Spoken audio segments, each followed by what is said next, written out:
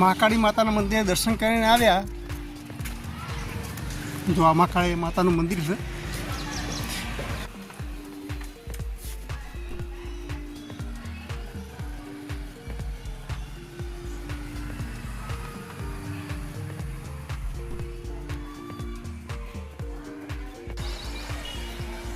આ કોટ ઉપર માતાજીની સગડી દર વર્ષે મૂકવામાં આવે છે ને આખા પાટણના બધા લોકો અહીંયા દર્શન કરવા માટે આવે છે. રાણકી વાવ રોડ, સહસ્ત્રલિંગ તળાવ,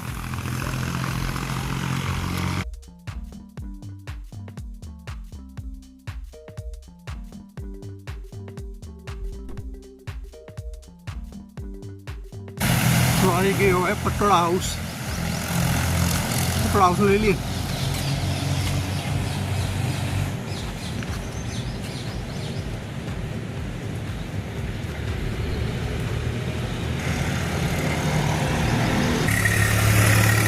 આ પટોળા હાઉસ છે જે વર્લ્ડમાં ફેમસ પટોળા અહીંયા બનાવવામાં આવે છે. તેની કિંમત પણ બહુ હોય છે.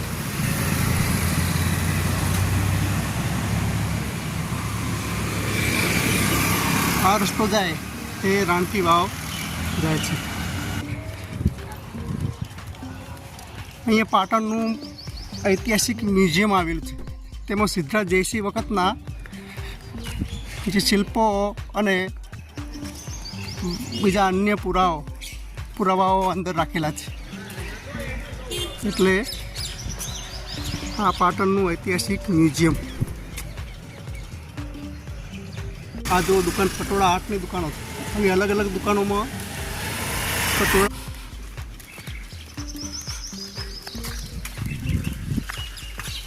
ની ઈચ્છા હતી કે ચલો જઈએ. હવે એકવાર સહસ્ત્રલિંગ તળાવનો વિડીયો લઈ લઈએ તો ત્યાંથી પાછા આવીએ. બોલ કવર, શું કેવું તારું? મજા આવે પણ તો રાણકી વાવ આવી ગઈ છે. પણ આજે અમે રાણકી વાવનો વિડીયો નહીં બનાવીએ કારણ કે તેની અલગથી પરવાનગી લઈ અને અંદર જવું પડે. એટલે આપણે તેનો અલગથી વિડીયો બનાવીશું.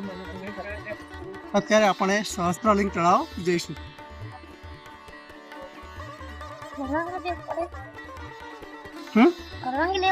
અલગથી આપણે કંઈક ચાર્જ ભરવો પડે અલગથી. એટલે આપણે સાથે આવીએ ફેમિલી મેમ્બર બધા સાથે આવીએ ત્યારે આપણે બધી જ ચાલે ને. બરાબર.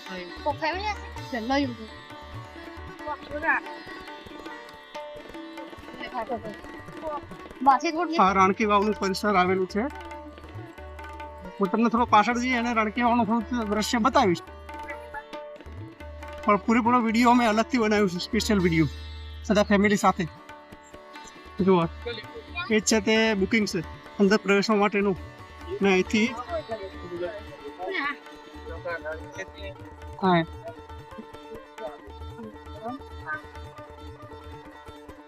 ત્યાંથી સિક્યુરિટી ચેકિંગ થઈ અને બધા લોકો અંદર જાય છે.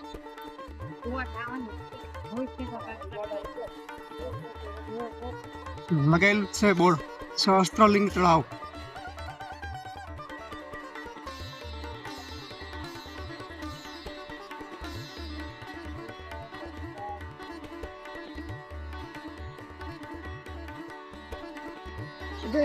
દેખાશે તે રાણકી વાવનું કેમ્પસ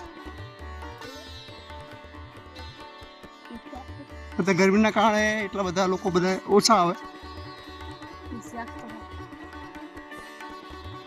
પણ આ પૂરેપૂરું કેમ્પસ દેખાય એ રાણકી વાવનું કેમ્પસ આવેલું છે.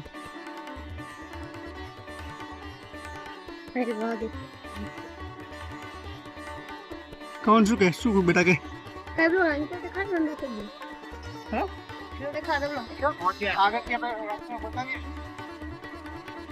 આખું આ રાણકી વાવનું કેમ્પસ તમે જોઈ શકો છો મિત્રો.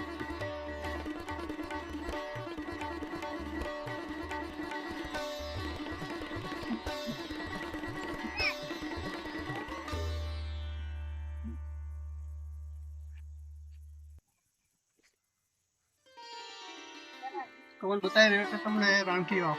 રાણકી વાવ બાજુ રાણકી વાવનું કેમ્પસ તમને બતાવે. જો આની અંદર રાણકી વાવ આવેલી છે. સામે પગથિયા દેખાય. પગથિયામાંથી ઉતરવાનું અને આખી આ રાણકી વાવનો પાછળનો ભાગ જોઈ રહ્યા છો. ફાઇનલી આપણે અત્યારે સહસ્ત્રલિંગ તળાવ આવી ગયા છીએ અને અહીંથી આપણે પ્રવેશ કરીએ.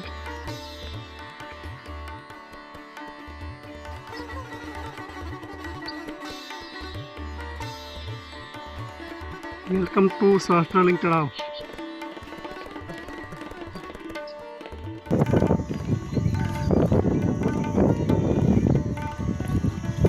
સવારના સમયે કે સાંજના સમયે જો મોટો ગાર્ડન છે તો આ ગાર્ડનમાં આપણે ફરી શકીએ, રમી શકીએ, મજા પડે. એમ બધા ફેમિલી સાથે મજા પડે.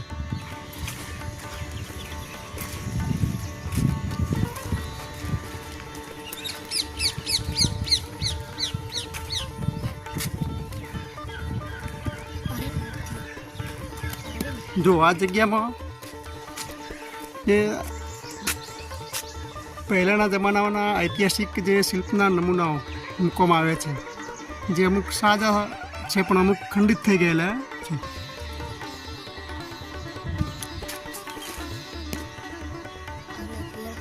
આ બધા જ શિલ્પ સ્થાપત્યો આપણા દેશના ઐતિહાસિક વારસાને જીવંત કરે છે. એ સમયગાળામાં પણ કેવા શિલ્પોનું નિર્માણ થતું, વાસ્તુકલા પ્રમાણે આ ઐતિહાસિક શિલ્પોનું નિર્માણ કરવું એ એક અદ્ભુત વાત કહેવાય. જો આ સહસ્ત્રલિંગ તળાવનો ઇતિહાસ લખેલો છે.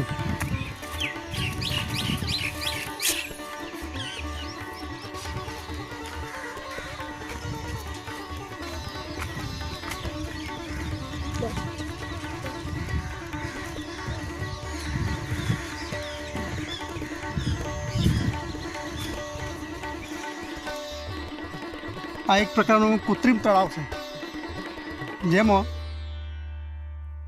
પહેલાંના સમયમાં પાણીનો સંગ્રહ કરી અને નગરજનોને પાણી પીવા માટે મળી રહે એ માટે જે તે વખતના રાજા એમણે આ સહસ્ત્રલિંગ તળાવનું નિર્માણ કરાવ્યું છે.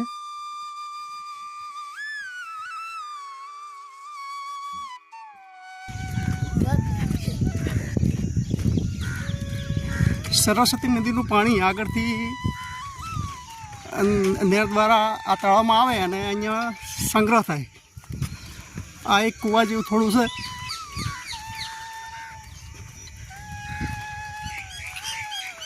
આ ભારતની ઐતિહાસિક, જો સામે જે રસ્તો દેખાય છે ત્યાંથી કદાચ પાણી અંદર આવતું હશે અને આ કૂવા જેવું દેખાય છે એની અંદર પાણીનો સંગ્રહ થતો હશે ને ત્યાંથી લઈ અને આગળ સુધી, જો આગળ જે બે ભૂંગળા જેવું દેખાય છે ત્યાંથી પણ આગળ પાણી આવતું હશે અને અહીંયાથી પાણી ચડાવીને એટલે કે ગળાઈને પાણી અંદર આવતું હશે. એ કંઈક આ ચાણી જેવું રાખેલું છે. અને જો એ આ દેખાય એ વીર મેઘમાયા ટેકરી છે.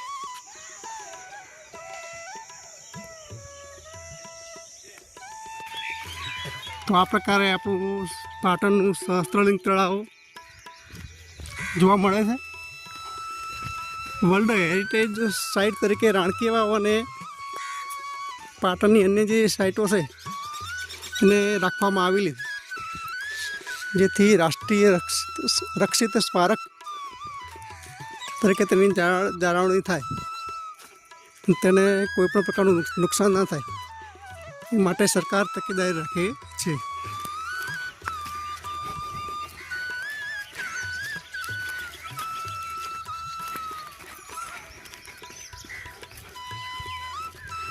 પહેલાંના સમય કરતાં અત્યારે ઘણો બધો ફેરફાર થઈ ગયો છે તેની જાળવણી માટે.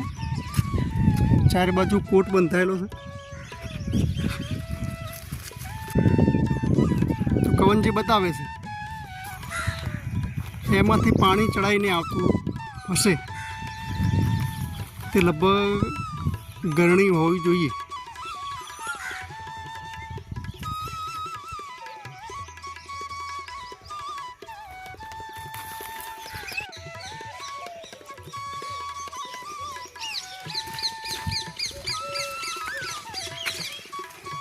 જો આ પ્રકારની કેનાલ દ્વારા પાણી અંદર આવતું હશે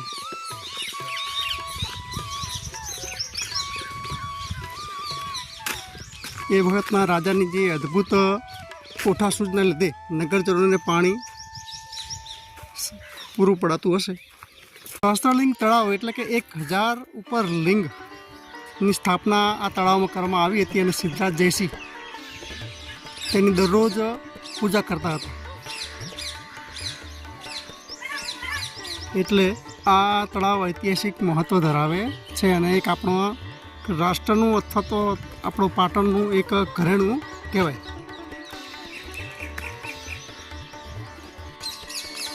કવન તળાવમાં ધીમે ધીમે ઉતરી રહ્યો છે. ધીમે ધીમે ઉતરજે બેટા.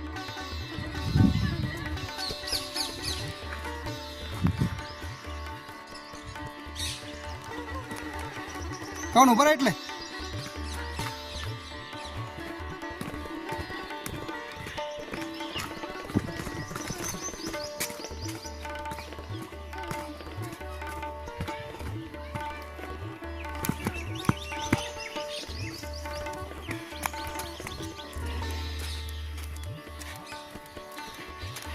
અત્યારના જમાનામાં આટલી સુવિધાઓ હોવા છતાં અને અતિ આધુનિક સાધનો હોવા છતાં પણ આપણે આવા સ્મારકનું નિર્માણ ના કરી શકીએ.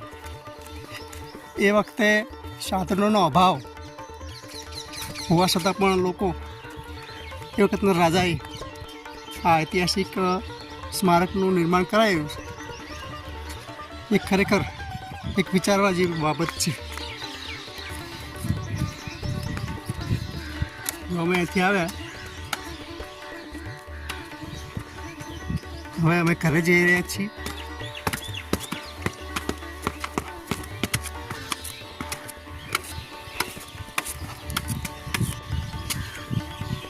બંદર રાજા આરામ ફરમી રહ્યા છે.